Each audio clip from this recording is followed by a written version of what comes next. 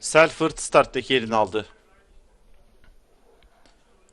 Atlar start hakem emrine girdi.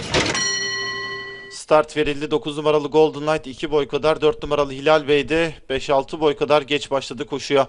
Orta kulvardan gelen 1 numaralı Final Road liderliği aldı. 1 boy kadar gerisinde ikinciliğe 8 numaralı Çift Okey girerken onun sağrısında üçüncülüğe dışarıdan 7 numaralı Selford girdi. Şimdi 8 numaralı Çift Okey aradaki farkı 1,5-2 boya kadar çıkartıyor, liderliği alıp ikinciliğe ise dışarıdan gelen 7 numaralı Selford girdi. 3 boy geride iç kulvarda 1 numaralı Final Road. Onun sağrısında orta kulvarda 6 numaralı My Number One. Yarım boy kadar geride iç kulvarda 2 numaralı Snavango. Daha sonra bariyer dibinde 10 numaralı Red Zeytin, onun 2,5-3 boy kadar gerisinde 3 numaralı Virtuous Champ. Daha sonra Golden Knight. Yarım boy geride orta kulvarda 5 numaralı Bandiero, 2 boy geride 4 numaralı Hilal Bey sırasıyla son viraja doğru yaklaşılıyor.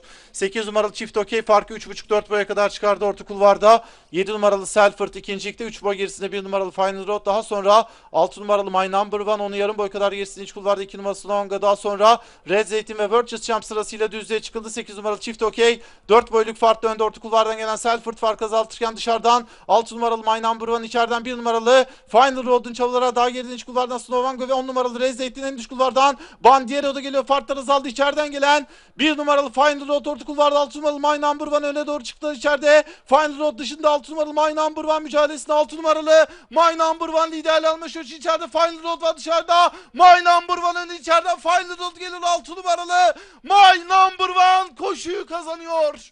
1 numaralı Final Road ikinci, 2 numaralı Snavango üçüncü oldu. 7 numaralı Selford da koşuyu dördüncü olarak tamamladı.